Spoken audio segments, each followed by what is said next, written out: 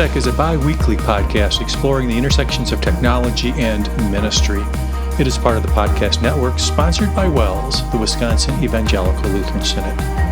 Our show today is hosted by Martin Spriggs and Sallie Draper.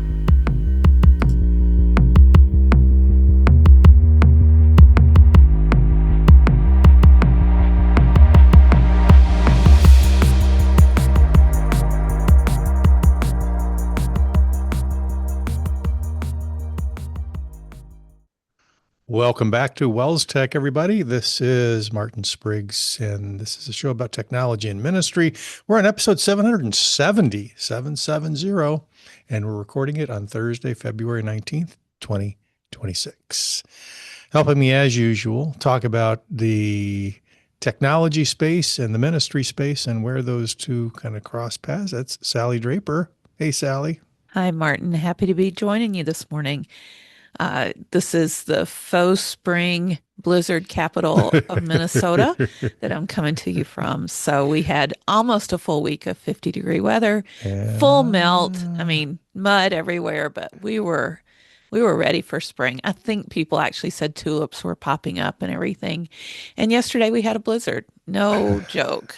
So full coverage. My world is white again. So we do have seasons here in the Midwest. So that's yes. just further proof. Yeah. Crazy. Fortunately, we're not going to get all that down here. So just a little bit of rain and such. So yeah, they told us the same thing. Good luck with that. Okay. Yeah, rain was in the forecast and it turned into a blizzard. Nice. Okay. Mm-hmm. Well, don't put your snowblower away too soon. No. That's another lesson. All right, let's get on with our show. 770. That's kind of a milestone. We're creeping up on 800. But we're thankful that God has given us a grace for all these years, and that's kind of nice. One thing that we try and do on this show from time to time is find tools that can be mapped nicely to ministry purposes or other purposes that are ministry related, and that's what we've got on the table today.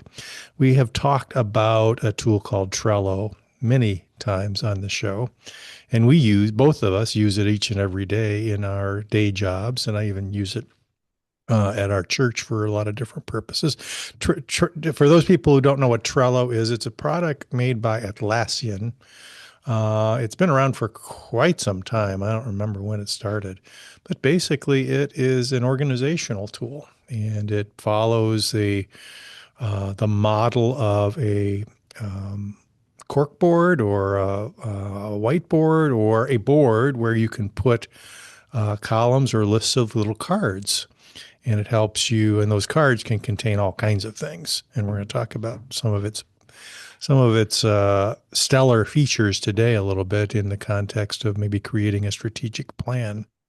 But Trello can be used for a lot of different things. Project management. Debbie and I used it, or are using it for our epic 40th anniversary camper trip this summer. So we're putting all of our camping stuff on there, and it's just a nice little tool that's very, very flexible. And it's that flexibility that I think was the attraction when we at the Synod office here were looking for a way to both document and keep track of our synodical strategic plan or long-range plan. We call it Christ Through Us. We'll put a link to the Christ Through Us website because you can kind of read what the contents are of the strategic plan. But anybody who works with a strategic plan knows that the strategic plan creation, or at least the documentation, that's just the start. How do you manage to that plan is really the important part. And so we came across a lot of different tools in our search for, how do we make this a living, breathing thing rather than just like a PDF document? And it came to light that really Trello could do the job. And so I thought we'd spend a little bit of time on the show talking about how we did that, and then maybe some applications about if your congregation has a strategic plan or has project management needs, how Trello might be a good solution for that. So that's what we're talking about today, Sallie. Yeah. I just want to interject as you're describing Trello. One thing that I think is kind of in its powerhouse is the visual nature of it. So Hmm. documents and layers of email conversations and all those kind of things, they just get kind of old and deep, and you just don't necessarily want to interact and find things in them. But this is a tool that puts everything right there in front of you. Hmm. It's pretty, it's color coded. You can move things from column to column. It makes it a lot more engaging and visual, I think is just a really Hmm. powerful component of it. So, Yeah, I think it speaks to the way a lot of people like to work, and it's got that flexibility and sophistication, but also simplicity. So it's kind of a mhm, unique tool. You mhm, can kind of use it in a lot of different ways. So, those of you that are watching at home, I'm sharing with you how we mapped our strategic plan to a Trello board. And basically, as I mentioned, Trello boards are essentially collections of content. And so we have a strategic plan a board. And on that board, we have a number of lists. And one list that is always kind of helpful in any board that you create is kind of that basics list, where all the things are, help you organize and why the board exists and, what's it about and links to different things. If you've got a document repository someplace, this Trello isn't necessarily that kind of tool. You put a link to it there, all the things. So you kind of have a list just for those kinds of things. And then for our strategic plan, the way our strategic plan is structured, we have four priorities in our strategic plan. If you go to christthrough-us.net, you'll see those four priorities. One is culture, and this is the synod's plan, of course. One is congregations, one is commission, and one is calling. And what Trello allows you to do is obviously you can create a list for each or a series of lists for each. And what we did for our strategic plan is use the tools that Trello provides for giving colors to lists. So you've got the visual collection, so you can at a glance see, show me all the things that are in the culture category. So we've got 5 different lists related to culture, and each of those lists represents an objective. And then in that objective are goals that you would have for achieving that objective. So it's clear just by glancing at it and scrolling horizontally across the entire board what the categories are and how they relate to one another. And all you have to do if you're interested in looking at what a particular objective or goal has in it, you just click on the card. And the card then would open up and you kind of see what I would say is inside the card or the back of the card. So think of it as an index card with the kind of the basics on the front, but then the inside of the card or the back of the card has all kinds of things potentially in it, including labels, who's responsible. You can put checklists in. You can add custom fields.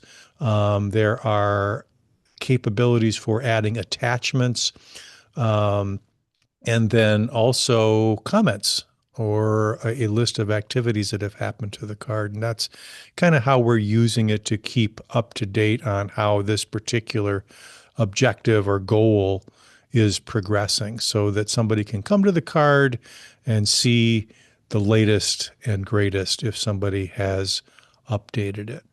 So that's kind of it from a high level, how we've mapped it. And as you mentioned, Sallie, it's super flexible. So we can move cards around. If cards get done, they can be completed. They can be moved to a done list. They can be archived. You can add new cards. And one of the neat things about a strategic plan is you've got a number of people involved. One thing you want is some consistency when they're creating their objectives and goals. So what Trello allows you to do is to create templates. So when somebody wants to create an objective or a goal, they can click on a template and then they've got a start of all the things that you'd want in that kind of card. So there is a kind of a guided way to get somebody into the creation of these kinds of things, and there's not confusion about, what all goes into a goal and how do we rate it and those kinds of things. And super helpful in that way. It can even have built-in or standard checklists that go along with these. So kind of all that you need, at least at a high level, to get the plan operational, let's say. So, bringing this to like a church's perspective, would this be something that would fit a VTO maybe and the goals and things that you would have on your vision traction organizer? Yeah, and we used that at the synod level too, and that was one of the kind of the requirements, and maybe one of the stickier things about using other tools that weren't as flexible. Because in a VTO where you have this vision traction organizer model, you have things called rocks, and you're looking at 3-month periods of work and level 10 meetings, and those can all be templatized and kind of crafted in such a way that Trello can handle that because it is a flexible way to do that. So, for instance, in this board, in the strategic planning board, there are two related boards. One has all the related KPIs, the key performance indicators, that are really the criteria for if an objective has been achieved. And then you can link those to the card. So they're, even though they're on separate boards and track different ways, they in different spaces, they can always be linked together. So you can go back and forth pretty in a friction-free way, so that's real easy to understand what goes with what. And then with VTO or the EOS framework, you have things called IDS or issues that you want to track. And with every strategic plan, there's going to be issues that need to both be identified and then worked. So the IDS stands for identify, discuss, solve. So each of those have a card as well. So they can be attached to other cards or objectives so that you can see, hey, we're working the issue. There's a problem here or there's an opportunity here. All those can be in their own little self-contained cards, but still bubble up to the main objective. So you don't lose track of it. So one thing that is really important in strategic planning is that the organization has a discipline that says all the things that we do need to feed into the strategic plan, or it should be discussed why we're doing them at all. So it's important to kind of make sure everything's kind of connected, and that's what this model does. It's a great question, though, because there That's are awesome. a lot of different ways to do it. Sure. Seems like it would take some Trello knowledge to set all that up. Yeah, and it's not hard. And there's lots of tutorials, and AI is super helpful as well. I think the big things, with Trello are probably just the workings of how, all the things that you can put on a card, and then just making sure that everybody understands this is how we do it. So process is going to be, an important part of this. This is when we use a checklist, and this is when we create a new list or when we create a new board, those kinds of things. So I think there's all kinds of different ways, and with custom fields, you can create, things like priority level or budget status or percent complete. Whatever you kind of need to keep track of things, you can add like as a custom field or as a colored label even. We use a lot of labels in our work. So is it in progress? Is it blocked? Is it in trouble? Is it in planning? However your team or your organization likes to treat these things, Trello can support that. Seems like the work is envisioning it more than carrying it out. Right, certainly. Couple things to remember before we jump to the rest of the show with Trello. Trello is can be a very inexpensive tool, and I think even out of the box, it's not that expensive. But if you are a nonprofit, which most of our listeners are, You can get basically a 75% discount. So if you're looking at the premium plan, which I think is more than enough, there's an enterprise level plan, but I think premium is good enough for almost everybody, which gives you custom fields and all the what they call power ups, automations, those kinds of things. 75% off the regular price basically brings it down to $30 per user per year. So that's a pretty inexpensive approach. One thing that we're doing at our church, my church council, is really only a part of one board, and if a person is only a part of one board, you don't even have to pay the $30. Just the administrator would, and then away you go. Now, if you create more boards, then you're going to need to do that. But in our case, a church council member really only cares about the church council board, and so they are basically free. But if you wanted to involve more people, let's say you've got your ministry staff or your school faculty or whatever, and you wanted to create multiple boards for different purposes, which is probably the way you should do it, it's going to be $30 per person per year. So if you do the math, it's not a lot of money for what you get. I think this is one of the best values in software as a service land out there in project management tools. So super powerful. So we'll throw this link in the show notes to where to go to apply for Mm-hmm. that, and what the criteria is and everything. Yep. One caution, and I think you can be tempted to use Trello for everything. You upload all your documents, and it's kind of the command central. I would advise not to do that, because one thing that I don't think Trello does very good is document management. You can put documents in as attachments to any card, and you can have as many as you want, and they stay there and they're fine. But you can't edit them in place. You have to download, edit, then re-upload. You can't really search them or sort them. They're really attached to a card. So I would say if you're a Google Workspace organization, that's still going to be the best place for your documents, and then put links to those documents in the cards rather than maybe uploading them into a card. That way you maintain the ability for a version control and the ability for multiple people to be in a document at once, one source of the truth. And I think that's just going to be a better best practice than trying to make Trello into something that it's not. It's really not a document management solution at this point. So just a little tip if you're going to use it that way.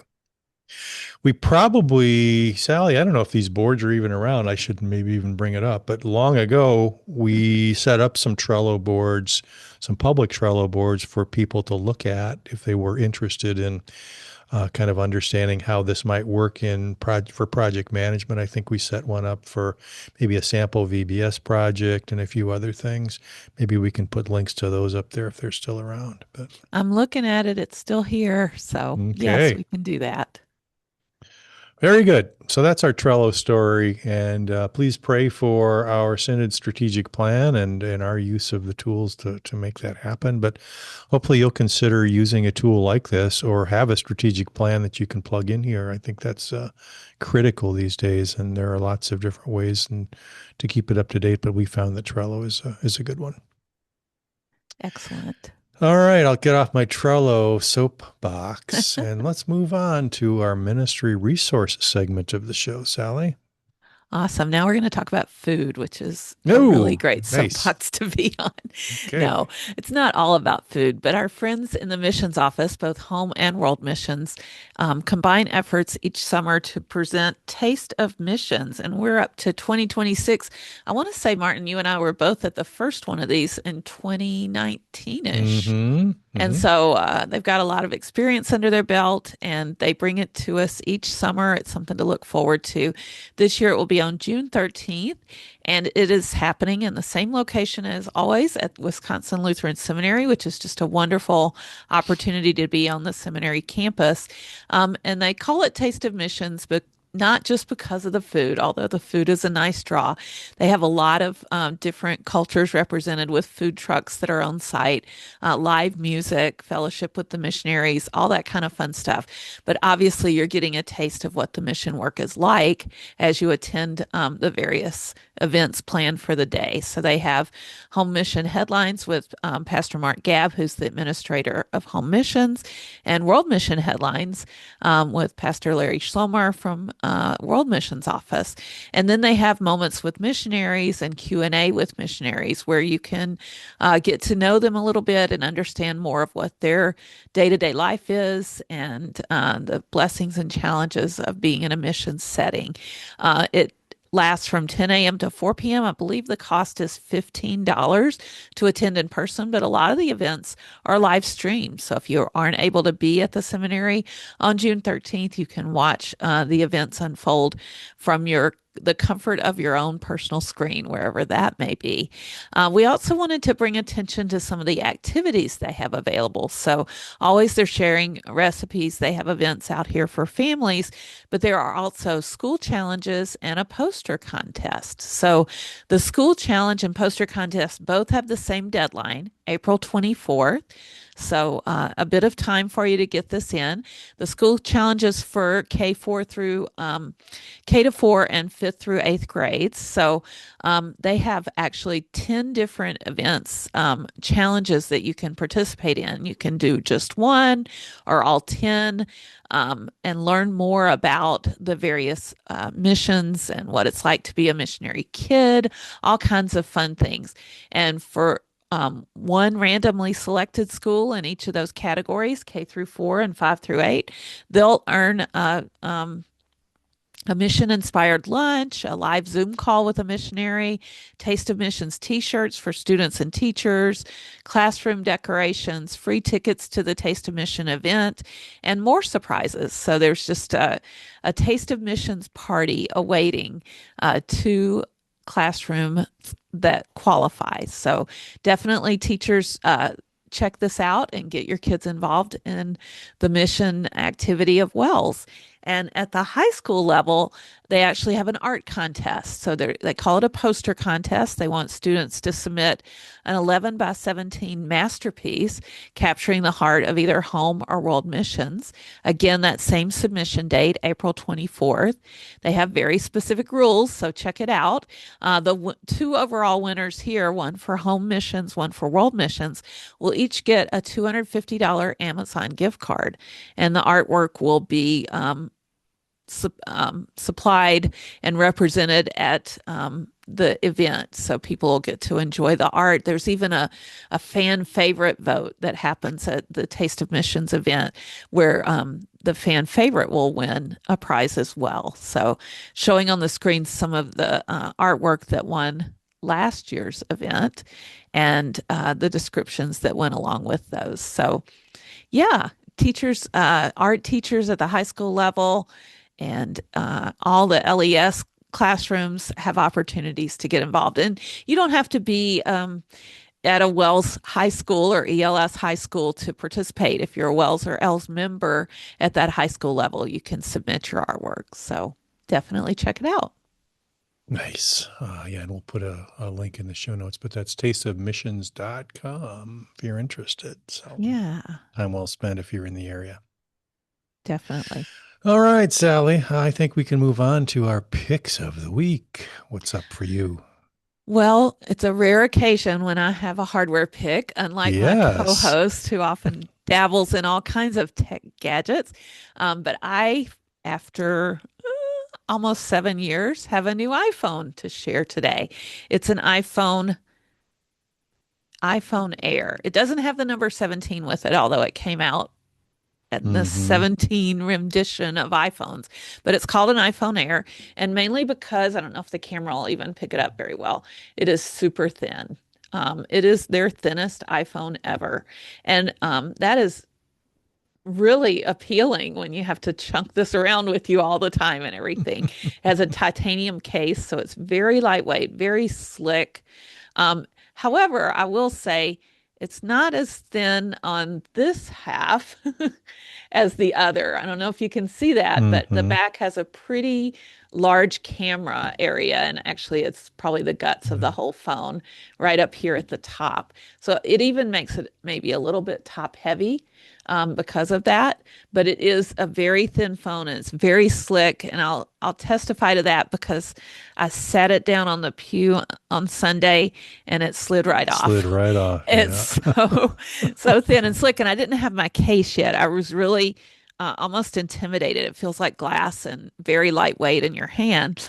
My case arrived yesterday, so now it's officially a Llama Oh, look at iPhone. that. So, Nice. um, and this has more of a texture to it. It's not so glassy feeling now, but I really like it. It comes probably with the biggest thing in this.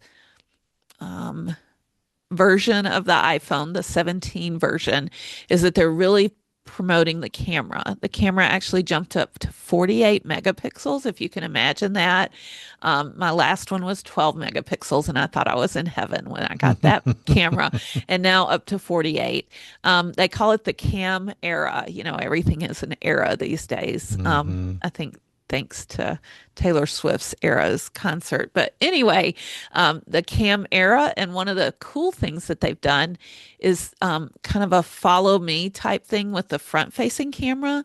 So if you're posing for a selfie and a couple of other people jump in and want to be part of it, it like automatically expands the view. You don't have to move the camera or whatever. It'll even turn it to a landscape if it's a really wide selfie picture. It does all that on its own. And it's not just with the selfie, but also with your FaceTime calls. It'll kind of almost eerily detect and move around for you to keep yourself focused in the camera and everything that you're trying to capture. It has a new A19 Pro chip and improved battery life. It also says it'll charge up to 50% within 30 minutes, so a pretty fast charge, USB-C. And then iOS. I wrote down 25. I want to say it's 26 now, isn't it? 26. Yep. Yeah. I don't know why I typed 25, but anyway, um, of all of that, improvements with iOS 26, and there are a lot. One of my favorite things is that the front screen can be a rotating picture. So my front lock screen has always been set on one particular picture, and I don't know, maybe it's been sooner than this and I just didn't realize it, but I really like having a lock screen that rotates and has different pictures when I bring it up. So that's pretty cool. I will say the buttons are a little bit different. On my old phone, this was a toggle switch, which would allow me to Mm-hmm. silence it. And now it's a button that you can basically choose what function you want to associate with it. So I still have it on silence because that's what I'm used to, but it's a button and it's toggle, it can rotate to other functionalities if you prefer. There's also a button on the lower right side that actually brings up the camera immediately without having to unlock or whatever, maybe super easy and quick. And then you can use it to take a picture. So you don't have to reach your hand around and hit the button on the front of the camera. You can actually take a picture with this side button. So I think that's a pretty big improvement as well.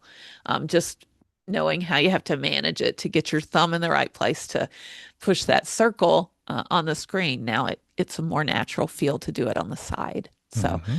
that's some of my early impressions. I'm excited to have it. The price was quite a bit different than the last one I Oh, bought yeah. 7 years ago. And that's probably what prompted me to go with the iPhone Air over the 17 Pro Max. Saved a few $100s there. They will give you a trade-in amount on your existing phone if you want to send them your existing phone. Yeah. Surprisingly, not too bad at a trade-in dollar. Debbie just did hers, and it was an older phone, kind of like yours, and I was surprised at how much they would trade Yeah. in for. Yeah, mine was $140 going, and Yeah. it's not even listed on the list. Like if you have a 13 or higher, you'll get this Mm-hmm. much money. And they took my 11. I had a Pro Max 11 and it was $140. So Okay. that It's brings not the price nothing. down some. Yeah, for sure. Mhm.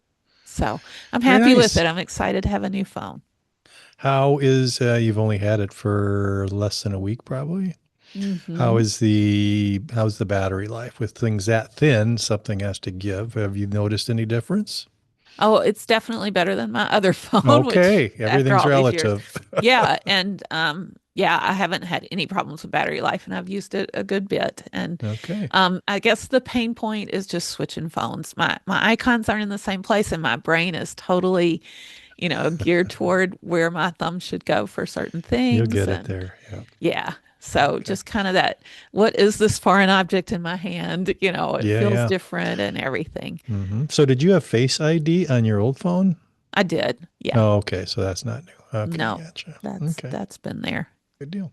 But Well, my pick is very timely then for you because my pick is an iOS app that comes with iOS 26, and that's the Preview app.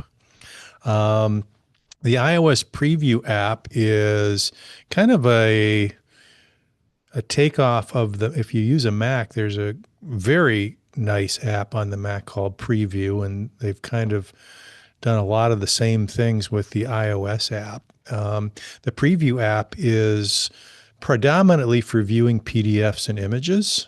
So a lot of the things that you get on your phone as attachments or you want to work with on your phone, this will work with. But one of the best use cases I've found for it is document scanning. So you can, because I get a lot of paper documents still, and whether they be bills or receipts or whatever. And this, you just open up the Preview app, you click the button, or actually, you just, I think you click the Scan Documents button, which is big and bold right in the center of the screen. And it automatically senses the document or documents, and it will keep taking pictures as long as it keeps seeing documents and add them to one big PDF, which is really cool. You don't have to do much of anything other than keep it pointing. And then when you're done, you hit the button, and then you can send it wherever you want. It'll store it, but you can also send it to, let's say, Google Drive or OneDrive or iCloud or wherever it is. You can rename it. You can mark it up. It will also form fill. So if you've got a PDF with fields that you need to fill in, you can do that. One of the neatest things about Preview on the Mac, and I think this also works on iOS, is it can automatically insert your signature. So if there's a document you need to sign, there's a function for that. You can password protect documents. So that's kind of nice if you've got things that you want to protect. You can password protect it right in the Preview app. Some of these things used to be in the Files app, but I never really liked the Files app. I don't think it works super well. So they carved that out. They put it in a nice Preview app. So if you've got iOS 26, which is the latest and greatest, I don't know how far 26 goes down. It's like, Sally, your old phone probably didn't support iOS 26. it did, but it was kind of choking. That's kind of what Okay. prompted me to switch. So if you've upgraded to iOS 26, this would be an app that I would put on your home screen because there's a lot of usefulness in the Preview app. This is one of the better apps that comes with the phone, I think. So that's my pick. That's awesome. One thing you didn't mention that I saw on the list was it'll remove backgrounds from images, That's which I right. It'll really do like that. that. That's kind Hmm. of quite different from all the PDF and signatures and stuff, but image tweaking Yeah. as well. Yeah. Nice. Preview for iOS is awesome. That's All right, let's great. move on to community news and feedback. Yeah, and this just as a blog post mention from our friend Ryan Kirchhoff. He was on our show last time we talked together and told us a bit about AI and education. He's offering a class called AI Impact or something to that effect.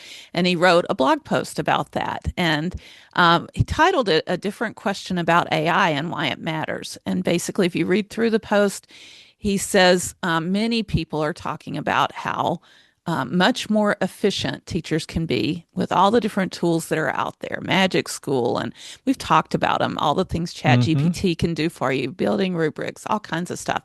It will save you time. You're going to be more efficient. And that's a great thing. And Ryan doesn't discount that at all, but he also wants us to realize that what we should be looking at is the impact on students. Our efficiency is great, but how is it helping the students learn better? And that's more about, that's where you should get to as you're evaluating whether AI is a good or bad thing, or you're using it correctly, or it's the right thing for the the problem at hand or the goal at Mm-hmm. hand. Student learning should be at the center of everything. And he mentions that we talked about it on the podcast. He has this course, AI for Impact, where you can get it for $99 for your entire school. And he links to the podcast and talks about how we asked him about looking in his crystal ball, Yay. Thank you, Ryan. predicting what education will look like from 5 years from now. And he felt like he said it pretty succinctly there. So if you haven't listened to our last show and Ryan's interview, encourage you to do that and read this companion blog post as well. Mm-hmm. Very nice. Speaking of Ryan, Ryan, as you maybe heard on the interview, if you listen to it, serves on the WELS AI Task Force. And that's going to be the topic of our next show, Sallie. We're going to talk a little bit about Awesome. their work. At least recently, we've been working on an ethical framework and a stewardship and risk matrix document. So I'm excited to share some of the results from their work. Our work. It's a team of about 8 people working on this, and so I thought, well, let's dedicate a show to their work. And thanks to Ryan and people like him on the task force, we've got some things to share and welcome some feedback on that stuff too. So stay tuned next time for all of that. Looking forward to it. That's going to about do it for this week's show. 770 is in the can, and we hope that you come back for 771, Lord willing. And blessings on your work in ministry and in technology and where those two intersect. Thanks, everybody. We'll talk to you next time. Bye-bye.